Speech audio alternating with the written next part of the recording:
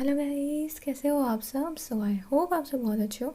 आपके एग्ज़ाम को हुए एक ही दिन हुआ है बट आपके सवाल आना चालू हो गए एंड मुझे पता है और भी सवाल आने वाले हैं। एंड जब तक रिज़ल्ट नहीं आता तब तक तो आपके सवाल रुकेंगे नहीं एंड रिज़ल्ट आने के बाद तो और सवाल बढ़ जाने वाले हैं। तो सीएस एग्जीक्यूटिव के बारे में जो जो डिटेल्स आपको जाननी चाहिए मैं सारी आपको बता देती हूँ। इसके अलावा जो भी आप मेल पे क्वेश्चंस भेजोगे उसके भी आंसर्स मैं दे दूँगी एंड इंस्टाग्राम पे भी आप जो भी डीएम करोगे उसके भी आंसर्स आपको मिल जाएंगे। तो उसका टेंशन मत लो। अब सबसे पहला सवाल है वेयर टू रजिस्टर। देखो, आप जो है रजिस्टर करोगे सी एस एग्जीक्यूटिव के लिए smash.ics ऐप है, ठीक है। जहाँ पे आपने सी एस ई टी के लिए रजिस्टर किया था, वेबसाइट smash.ics है, वही वेबसाइट है जहाँ पे आप सी एस एग्जीक्यूटिव के लिए भी रजिस्टर करोगे। उसके बाद नेक्स्ट है what is the registration date. अब देखो, आपकी रिजल्ट जैन के अंदर आने वाली है, ठीक है। तो आप 31 जैन तक आप रजिस्टर कर सकते हो एक ग्रुप के लिए, ठीक है। आप एग्ज़ाम एक ग्रुप का दोगे जून में, बट अगर आपको जून में एग्ज़ाम नहीं देना है तो आप 31 मई तक बोथ ग्रुप के लिए दिसंबर 2021 के लिए रजिस्टर कर सकते हो। बट अगर आपको दिसंबर में एक ही ग्रुप देना है तो आप बाय 31 जुलाई रजिस्टर कर सकते हो दिसंबर के एक ग्रुप के लिए। अगर दोनों ग्रुप के लिए दिसंबर के लिए तो 31 मई है, एक ग्रुप के लिए दिसंबर के लिए डेट है 31 जुलाई। एंड जून में अगर आपको एक ग्रुप देना है तो उसके लिए जो डेट है वो है 31 जैन। ये है रजिस्ट्रेशन डेट्स। उसके बाद नेक्स्ट है what are the documents require for registration. देखो गाइज, आपको रजिस्ट्रेशन के लिए आइडेंटिटी प्रूफ चाहिए, आपका फोटोग्राफ चाहिए, आपका सिग्नेचर चाहिए, आपकी 10th की मार्कशीट एंड 12th की मार्कशीट। CSEET की मार्कशीट नहीं भी अपलोड करोगे तो चलेगा क्योंकि आपके रिकॉर्ड्स इंस्टीट्यूट के पास होते हैं, तो उसका आपको टेंशन लेने की ज़रूरत नहीं है। And documents please properly upload करना, क्योंकि डॉक्यूमेंट्स अगर आप प्रॉपरली अपलोड नहीं करते हो तो आपकी जो रजिस्ट्रेशन है ना वो वेरिफिकेशन होने में टाइम लग जाएगा। आपकी डॉक्यूमेंट्स आपने अपलोड कर दी इसका मतलब काम ख़त्म हो गया आपकी तरफ से, नहीं। आपका जो है डॉक्यूमेंट्स अपलोड करने के बाद इंस्टीट्यूट वेरीफाई करते हैं। अगर वेरीफाई नहीं हुआ डॉक्यूमेंट्स, अगर डॉक्यूमेंट्स ब्लर है या कुछ भी इशू है, आपने ओरिजिनल डॉक्यूमेंट सबमिट नहीं किया है या कुछ और इशू है, तो डॉक्यूमेंट्स वेरिफिकेशन में प्रॉब्लम हो जाता है, फिर आपकी रजिस्ट्रेशन अप्रूव नहीं होती है। रजिस्ट्रेशन जब तक अप्रूव नहीं होती है तब तक आपका स्टडी मटेरियल नहीं आता है। तो इसीलिए डॉक्यूमेंट्स प्रॉपरली अपलोड करना एंड डॉक्यूमेंट्स जो है with in 6 months of your registration आपको अपलोड करनी होती है। हालांकि आप जब रजिस्टर करोगे तभी अपलोड कर दोगे, बट इन केस हमारे माइंड से निकल जाता है तो रजिस्ट्रेशन के 6 मंथ्स के अंदर आपको अपलोड कर देनी चाहिए डॉक्यूमेंट्स, अदरवाइज रजिस्ट्रेशन कैंसिल हो जाती है। डॉक्यूमेंट्स प्रॉपरली अपलोड नहीं किए with in 6 months of your registration तो आपकी रजिस्ट्रेशन कैंसिल हो सकती है। एंड कैंसिल होने के पहले रजिस्ट्रेशन के इंस्टीट्यूट आपको एक बार इंटीमेट कर देगा कि आपने जो है डॉक्यूमेंट्स अपलोड नहीं किए, अभी हम आपको टाइम दे रहे हैं, डॉक्यूमेंट्स अपलोड कर दो वरना हम रजिस्ट्रेशन कैंसिल कर देंगे। तो इसलिए डॉक्यूमेंट्स प्रॉपरली अपलोड करना। नेक्स्ट सवाल है how much amount we have to pay for getting register under CS executive. अब देखो, आपकी जो फ़ी का अमाउंट है वो है 10.1 के। 10.1 के में आपकी ओरिएंटेशन की फ़ी, आपकी प्री एग्जामिनेशन की फ़ी इंक्लूडेड है। और वहाँ पे जब आप रजिस्टर करोगे वहाँ पे आपको ऑप्शन आएगा कि आपको चार्टर्ड सेक्रेटरी एक सब्सक्रिप्शन होता है जहाँ पे आपको जो है कोर्स के बारे में अपडेट्स आते रहेंगे। तो अगर आप उसका सब्सक्रिप्शन लेते हो तो उसके लिए आपको 500 पे करना होगा। तो वहाँ पे अगर आप वो ऑप्शन टिक करते हो तो आपकी फ़ी हो जाएगी 10.6 की। अदरवाइज़ आपकी जो फ़ी है वो 10.1 की है। उसमें स्टडी मटेरियल का अमाउंट इंक्लूडेड है, उसमें आपकी एजुकेशन फ़ी इंक्लूडेड है, आपकी ई लर्निंग फ़ी इंक्लूडेड है, ओरिएंटेशन एंड प्री एग्ज़ाम की भी फ़ी जो है वो इंक्लूडेड है। एंड हाँ, एक बात यहाँ पे ध्यान देना, 10.1 के या 10.6 के में आपकी जो है एग्ज़ाम फॉर्म की फ़ी इंक्लूडेड नहीं होती। रजिस्ट्रेशन फ़ी आप पे कर रहे हो तो इसमें एग्ज़ाम फॉर्म फ़ी इंक्लूडेड नहीं है।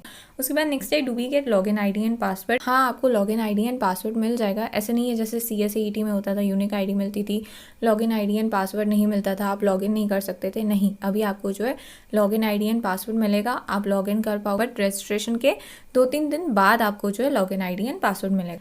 उसके बाद नेक्स्ट सवाल है do we have to fill exam form. हाँ गाइज, आपको एग्जाम फॉर्म फिल करना है। आपने सीएस एग्जीक्यूटिव में रजिस्ट्रेशन ले ली, इसका मतलब ये नहीं है डायरेक्टली आप जो एग्जाम के लिए रजिस्टर्ड हो। आपने अगर रजिस्ट्रेशन फ़ी पे कर दी इसका मतलब ये नहीं है आप डायरेक्टली एग्जाम में जाकर बैठोगे। आपको एग्जाम के लिए इनरोल करना होगा, तो उसके लिए आपको एग्जाम फॉर्म फ़ी पे करनी होगी। एग्जाम फॉर्म फ़ी कितनी है? एग्जाम फॉर्म फ़ी है 1200 पर मॉड्यूल, यानी कि अगर आप ग्रुप 1 दे रहे हो तो आपकी फ़ी होगी 1200, आप ग्रुप 2 दे रहे हो तो भी फ़ी होगी 1200, ठीक है। आप बोथ ग्रुप दे रहे हो तो आपकी फ़ी होगी 2400। उसके बाद नेक्स्ट है what is the fee of exam form, तो आपकी जो फ़ी होगी वो होगी 1200 पर मॉड्यूल। नेक्स्ट है when do we have to fill exam form. देखो गाइस, एग्ज़ाम फॉर्म की जो डेट्स है वो फिक्स, आप पूरे साल एग्ज़ाम फॉर्म नहीं फिल कर सकते हो। अगर आप जून में एग्ज़ाम दे रहे हो तो 26 फेब से लेकर 25 मार्च तक एग्ज़ाम फॉर्म फिल कर सकते हो। एंड उसके बाद अगर आप 25 मार्च के बाद अगर एग्ज़ाम फॉर्म फिल कर रहे हो तो टिल 9 अप्रैल आप फिल कर सकते हो जून मंथ के एग्ज़ाम के लिए। एज़ आपने जो है 25 मार्च के बाद एग्ज़ाम फॉर्म फिल किया है तो इसलिए आपको लेट फ़ी पे करनी होगी 1200 प्लस 250 लेट फ़ी ऐड हो जाएगी। अगर आप दिसंबर में एग्ज़ाम दे रहे हो तो एग्ज़ाम फॉर्म स्टार्ट होते हैं 26 अगस्त से लेकर 25 सितंबर। एंड अगर आप 25 सितंबर के बाद एग्ज़ाम फॉर्म फिल करते हो तो आपको जो है 9 अक्टूबर तक एग्ज़ाम फॉर्म फिल कर देना चाहिए। लेट फ़ी का अमाउंट भी आपको पे करना होगा 250 प्लस आपका जो मॉड्यूल की चार्जेस है 1200, ठीक है। एंड ये भी बात ध्यान देना, एग्ज़ाम फॉर्म आप तभी फिल कर सकते हो जब आपका ओरिएंटेशन, एक 1 डे मैंडेटरी प्रोग्राम होता है जिसके बारे में आगे बताती हूँ, वो अटेंड किया होता है। एंड प्री एग्जामिनेशन टेस्ट आपकी जो है क्लियर होती है, तभी आप एग्ज़ाम फॉर्म फिल कर सकते हो, अदरवाइज़ एग्ज़ाम फॉर्म आप नहीं फिल कर सकते हो। तो एग्ज़ाम फॉर्म फिल करने के लिए आपको एलिजिबिलिटी कंडीशंस दी गई है, वो है एक ओरिएंटेशन कंप्लीट होना चाहिए एंड दूसरा प्री एग्ज़ाम आपका क्लियर होना चाहिए। उसके बाद नेक्स्ट सवाल है does study material is delivered at home.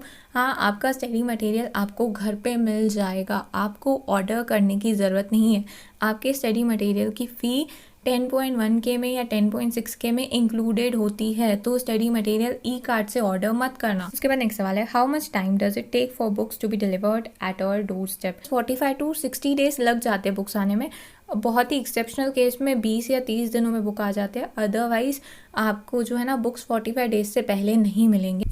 And books ये 45 डेज़ क्यों लगते हैं या 60 डेज़ क्यों लगते हैं, क्योंकि रजिस्ट्रेशन के बाद 10 या 20 दिन तो आपकी रजिस्ट्रेशन अप्रूव होने में लग जाता है कि आपकी डॉक्यूमेंट्स वेरीफाई होंगी, ठीक है।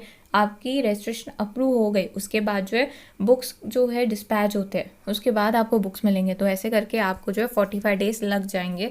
एंड उसके बाद नेक्स्ट सवाल है how much time does it take for registration to get approved. देखो, रजिस्ट्रेशन अप्रूव का मतलब क्या होता है, रजिस्ट्रेशन अप्रूव का मतलब होता है कि आपकी डॉक्यूमेंट्स वेरीफाई हो गई है। रजिस्ट्रेशन सक्सेसफुल का मतलब ये होता है कि आप कोर्स में रजिस्टर्ड हो गए हो, आपको लॉगिन आईडी एंड पासवर्ड मिल गया, आपने पेमेंट पे कर दिए। रजिस्ट्रेशन अप्रूव का मतलब ये है कि आपकी आइडेंटिटी वेरीफाई हो गई है, आपकी डॉक्यूमेंट्स आपने जो भी सबमिट किए वो इंस्टीट्यूट ने वेरीफाई कर लिए, तो इसको कहते हैं रजिस्ट्रेशन अप्रूव। जहाँ पे आपकी आइडेंटिटी, आपने जो भी डॉक्यूमेंट सबमिट किए कि हाँ आप एक जेन्युइन पर्सन हो, कोई रोबो नहीं हो, तो उसको 10 या 20 दिन तो लग ही जाते हैं।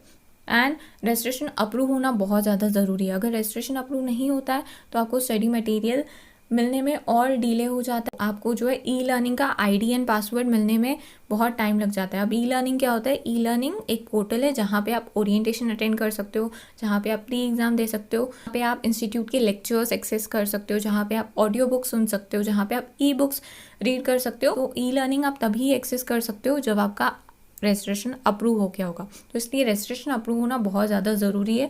अगर रजिस्ट्रेशन अप्रूव नहीं होता है तो आपको जो है क्या करना चाहिए, आपको इंस्टीट्यूट को कंप्लेन करना चाहिए। अब रजिस्ट्रेशन अप्रूव हुआ है नहीं हुआ ये कैसे पता चलेगा, आप जैसे ही फ़ी पे कर दोगे, ठीक है, उसके बाद आपको लॉगिन आईडी एंड पासवर्ड आ जाएगा। जैसे ही आपको लॉगिन आईडी एंड पासवर्ड मिल जाता है, आप लॉगिन करना smash.icsi पे। smash.icsi पे लॉगिन करोगे तो आपको वहाँ पे होम टैब में एप्लीकेशन स्टेटस एक ऑप्शन दिखेगा, उस पर क्लिक करोगे तो वहाँ पे आपको दिखेगा कि कॉल फॉर या पेमेंट डन। अगर वहाँ पे लिखा है पेमेंट डन तो इसका मतलब आपको जो है इंस्टीट्यूट को कंप्लेन करनी चाहिए कि मेरी रजिस्ट्रेशन प्लीज़ अप्रूव कर दो। अगर लिखा है अप्रूव तो आपको कुछ नहीं करना है, इसका मतलब आपकी रजिस्ट्रेशन अप्रूव हो गई है। अगर लिखा है कि कॉल फॉर या पेमेंट डन, इसका मतलब वो प्रोसेस में है, तो आपको इंस्टीट्यूट को एक बार बताना चाहिए कंप्लेन करके, तो आप ऐसे कर सकते हो। उसके बाद नेक्स्ट है how many groups are there in CS executive. सबसे पहली बात यहाँ पे देखो गाइस, हम CS एग्जीक्यूटिव में ग्रुप्स भी कहते हैं, मॉड्यूल भी कहते हैं, ठीक है। ग्रुप 1 मॉड्यूल 1, ग्रुप 2 मॉड्यूल 2, ठीक है। तो आपको 2 ग्रुप्स है या हम कह सकते हैं 2 मॉड्यूल है। उसके बाद नेक्स्ट है how many subjects are there in CS executive. Total आपको 8 सब्जेक्ट्स है। ग्रुप 1 में आपको 4 सब्जेक्ट्स है, ग्रुप 2 में आपको 4 सब्जेक्ट्स है। उसके बाद नेक्स्ट है विच आर दी सब्जेक्ट्स। अब देखो, आपको ग्रुप 1 में जो सब्जेक्ट है वो है कंपनी लॉ जिसको हम CL कहते हैं, टैक्स, उसके बाद है JIGL जिसको हम कहते हैं jurisprudence, interpretation and general law. उसके बाद नेक्स्ट है setting up of business entities and closure. उसको हम कहते हैं SBEC। ये आपको ग्रुप 1 के सब्जेक्ट्स है। ग्रुप 2 में कॉर्पोरेट एंड मैनेजमेंट अकाउंटिंग जिसको हम कहते हैं CMA। देन उसके बाद नेक्स्ट सब्जेक्ट है फाइनेंशियल एंड स्ट्रैटेजिक मैनेजमेंट जिसको हम कहते हैं FSM। देन उसके बाद नेक्स्ट सब्जेक्ट है economic business and commercial law जिसको हम EBCL कहते हैं क्रिप्टो फॉर्म में। एंड उसके बाद है आपको last subject securities law and capital market जिसको हम SLCM कहते हैं। तो सारे सब्जेक्ट आपके 100 मार्क्स के। CA-CET में सब्जेक्ट्स आपको 50 मार्क्स के होते थे, यहाँ पे सारे सब्जेक्ट आपको 100 मार्क्स के। उसके बाद नेक्स्ट सवाल है do we have MCQ subject. हाँ, आपको जो है 3 MCQ सब्जेक्ट है जिसको हम कहते हैं OMR बेस्ड सब्जेक्ट या ऑब्जेक्टिव बेस्ड सब्जेक्ट या MCQ बेस्ड सब्जेक्ट। तो वो कौन कौन से है? ग्रुप 1 में आपको टैक्स है, वो MCQ बेस्ड है, पूरा ऑब्जेक्टिव, पूरे 100 मार्क्स के आपको जो MCQs आएंगे विथ नेगेटिव मार्किंग। उसके बाद नेक्स्ट है ग्रुप 2 में CMA जिसको हम कहते हैं corporate and management accounting. And उसके बाद नेक्स्ट सब्जेक्ट है FSM जिसको हम कहते हैं फाइनेंशियल एंड स्ट्रैटेजिक मैनेजमेंट। तो ग्रुप 2 में आपको 2 MCQ बेस्ड सब्जेक्ट है, 100 मार्क्स के आपको MCQs आएंगे।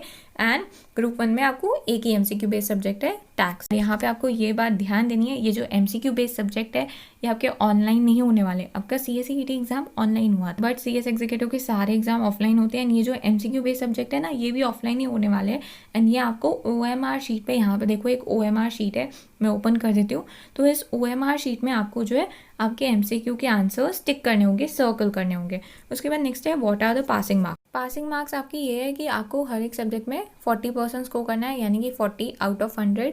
एंड अगर आपको CS एग्जीक्यूटिव का ग्रुप क्लियर करना है तो आपको 50% एग्री क्रिएट होनी चाहिए। यानी कि अगर आपको ग्रुप 1 क्लियर करना है तो ग्रुप 1 में आपकी 50% आनी चाहिए, 200। ग्रुप 2 क्लियर करना है तो उसमें भी आपको 50% चाहिए। हर एक सब्जेक्ट में आपको 40 मार्क्स तो लानी ही है, प्लस ग्रुप क्लियर करने के लिए 50% होनी चाहिए, यानी कि 400 में से 200।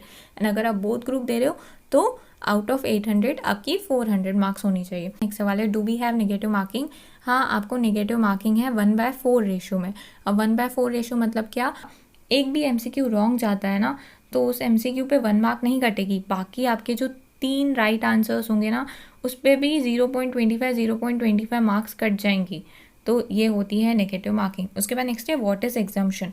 अब देखो गाइस, एग्जम्पशन का मतलब होता है अगर मेरी किसी भी सब्जेक्ट में 60 आती है या 60 के अबव आती है तो हम उसको कहते हैं कि मेरा क्या है, एग्जम्पशन है। जैसे हम स्कूल में थे, कॉलेज में थे तो हमारी अच्छी मार्क्स आती थी, 80 above, 90 above, A grade, O grade, तो हम कहते थे ना हमें डिस्टिंक्शन मिला है। तो वैसे ही CS एग्जीक्यूटिव में हम एग्जम्पशन कहते हैं कि हमारी 60 या 60 के अबव आई ना तो हमें क्या मिला है, एग्जम्पशन मिला है। अब यहाँ पे सवाल आता है हम एग्जाम्पशन का यूज़ कैसे कर सकते हैं। सपोज आप जून में एग्ज़ाम दे रहे हो, ठीक है, आप जून में एग्ज़ाम दे रहे हो एंड आपका जून में एग्ज़ाम जो है क्लियर नहीं हो पाया, तो आपकी जो है एक सब्जेक्ट में 60 अबव आई है तो हम कहेंगे आपको एग्जाम्पशन मिला। तो आपको 60 अबव मार्क्स आई है एंड बाकी सब्जेक्ट्स में आपकी जो है मार्क्स है 25 एंड 40। अब आपकी जिस सब्जेक्ट में 60 आई है तो आप क्या कहोगे, अरे बाप रे मेरी रिजल्ट फेल आया है, ठीक है, तो मुझे फिर से पढ़ना पड़ेगा।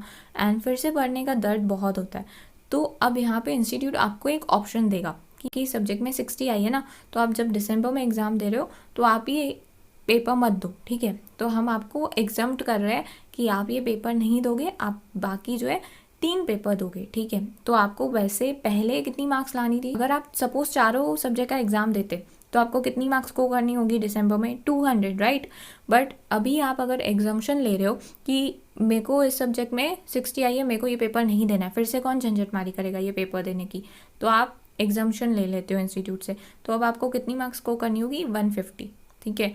एंड एग्जाम्पशन की भी कंडीशन है, आपको किसी सब्जेक्ट में 60 आ गई तो आपको ऐसे ही एग्जाम्पशन नहीं मिल जाएगा, दूसरे सब्जेक्ट की मार्क्स देखी जाती है। आपको एग्जाम्पशन अगर किसी एक सब्जेक्ट में चाहिए तो दूसरे सब्जेक्ट्स में मिनिमम 25 मार्क्स होगी, मिनिमम 25% हो, 25% होगी, यानी कि एटलीस्ट 25 मार्क्स होगी 100 में से, तो ही आपको जो है एग्जाम्पशन मिल सकता है। तो दूसरे सब्जेक्ट्स की भी मार्क्स देखी जाती है एग्जाम्पशन के लिए। उसके बाद नेक्स्ट है व्हाट इज सेट ऑफ। अब सेट ऑफ का मीनिंग क्या है, अब यहाँ पे एग्जाम्पल लेते हैं। तो जून में मैं बोथ ग्रुप का एग्जाम दे रही हूँ, तो ग्रुप 1 में मेरी मार्क्स आई है 210, ग्रुप 2 में मेरी मार्क्स आई है 198। सारे सब्जेक्ट में मैं पास हूँ, सारे सब्जेक्ट में मेरी 40 आई है, बट एग्रीग्रेट नहीं हुआ, यानी कि 200 चाहिए, 50% चाहिए, वो नहीं हुआ।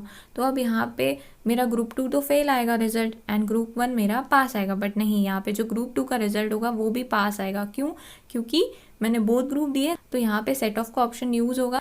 मेरी जो रिजल्ट आएगी वो आएगी बोथ ग्रुप पास। क्यों? क्योंकि मैंने बोथ ग्रुप दिए थे। ग्रुप 1 में मार्क्स थे वो 210 थे एंड मेरे जो ग्रुप 2 में मार्क्स थे वो 198 थे, बट मैं सारे सब्जेक्ट में क्लियर थी। इसके लिए मेरे जो ग्रुप 1 के मार्क्स हैं वो एडजस्ट हो जाएंगे।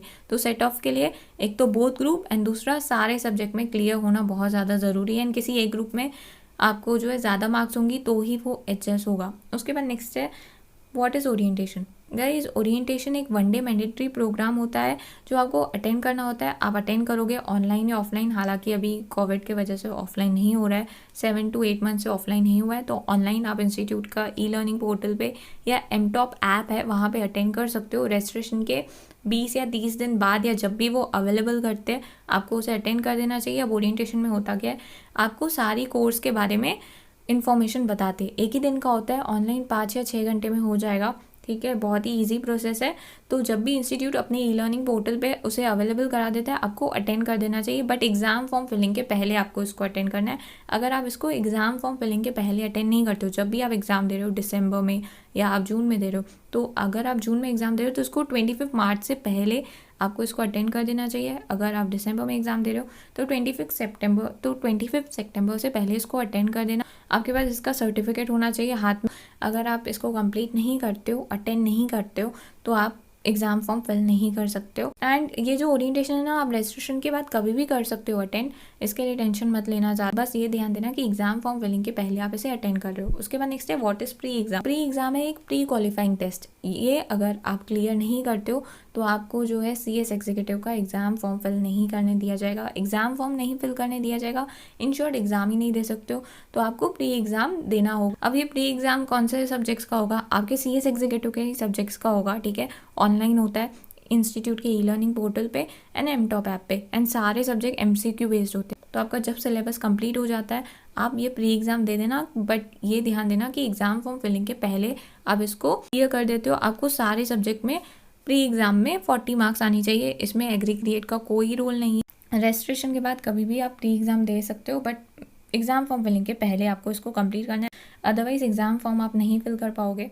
और गाइस प्री एग्ज़ाम आप तभी अटेम्प्ट कर सकते हो, ओरिएंटेशन आप तभी अटेंड कर सकते हो जब आपको ई लर्निंग का ID एंड पासवर्ड इंस्टीट्यूट की तरफ से आता है। उसके बाद तो रजिस्ट्रेशन के बाद 20 दिन लग जाते हैं इसका ID पासवर्ड आने में। जैसे ही ID पासवर्ड आए आप चाहो तो तभी अटेंड कर लेना ओरिएंटेशन अगर अवेलेबल है, नहीं तो भी एग्ज़ाम फॉर्म फिलिंग के पहले अटेंड कर लेना। एंड प्री एग्ज़ाम भी एग्ज़ाम फॉर्म फिलिंग के 10 या 15 दिन पहले ही क्लियर कर देना।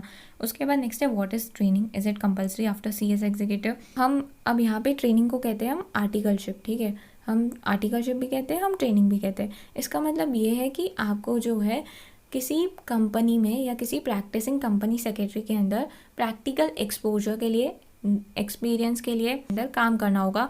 इसको हम कहते हैं ट्रेनिंग, ठीक है। और यहाँ पे जो है CS एग्जीक्यूटिव के बाद काम करना, CS एग्जीक्यूटिव के बाद ट्रेनिंग कंपलसरी नहीं है, आप CS प्रोफेशनल के बाद भी कर सकते हो। ऐसा नहीं है कि अगर आप CS एग्जीक्यूटिव के बाद ट्रेनिंग नहीं करते हो तो आपको CS प्रोफेशनल के एग्ज़ाम नहीं देने देंगे, ऐसा बिल्कुल नहीं है। तो आप CS प्रोफेशनल के बाद भी ट्रेनिंग कर सकते हो। अब इसकी एडवांटेज क्या है, देखो गाइस, आप ट्रेनिंग करोगे तो आप अगर कंपनी में काम कर रहे हो, आप PCS में काम कर रहे हो, तो आपको 24 मंथ्स की ट्रेनिंग लेनी है। आपको वहाँ से एक सर्टिफिकेट मिलेगा। आप वहाँ पे जैसे भी काम कर रहे हो, जो जो सीख रहे हो, आपको क्वार्टरली रिपोर्ट्स इंस्टीट्यूट में सबमिट करनी होगी। एंड जैसे ही 24 मंथ्स आप कंप्लीट कर लेते हो ट्रेनिंग के, आपको जो है इंस्टीट्यूट को अपनी रिपोर्ट्स एंड सर्टिफिकेट आपके कंपनी ने एंड PCS ने जो भी लिखा है आपको वो इंस्टीट्यूट में सबमिट करना होगा। जैसे ही इंस्टीट्यूट में सबमिट करते हो कुछ दिन के बाद जो है वो इंस्टीट्यूट के पास वेरीफाई होंगे। जैसे ही वो वेरीफाई हो जाएंगे आपको इंस्टीट्यूट की तरफ से कंफर्मेशन आएगा कि हाँ आपका जो है 24 मंथ्स का जो क्राइटेरिया था ट्रेनिंग का वो कंप्लीट हो गया। अगर आपने CS प्रोफेशनल कंप्लीट करके ट्रेनिंग किया होगा तो आपको इंस्टीट्यूट की तरफ से ACS नंबर आएगा। ACS नंबर मतलब क्या, आपके नाम के आगे CS प्रीफिक्स लगेगा। अगर आप CS एग्जीक्यूटिव की बात कर रहे हो तो आपको इंस्टीट्यूट की तरफ से आपकी यहाँ वेरिफिकेशन हो गया है कि आपने जो है ट्रेनिंग कंप्लीट कर लिया। फिर जैसे ही आप CS प्रोफेशनल क्लियर करोगे उसके बाद आपको इंस्टीट्यूट में अप्लाई करना होगा, तो आपको जो है ACS नंबर आ जाएगा। तो ट्रेनिंग अगर आपको आपके नाम के आगे CS का प्रीफिक्स चाहिए, इसके लिए करना है, मैंडेटरी नहीं है। बहुत से जन CS प्रोफेशनल के बाद भी ट्रेनिंग नहीं करते हैं, तो ये आपकी चॉइस है। सो आई होप अब आपके सारे डाउट्स क्लियर हो चुके होंगे। और भी कोई डाउट है तो आप कमेंट कर सकते हो, इंस्टाग्राम पे DM कर सकते हो। Bye guys, take care.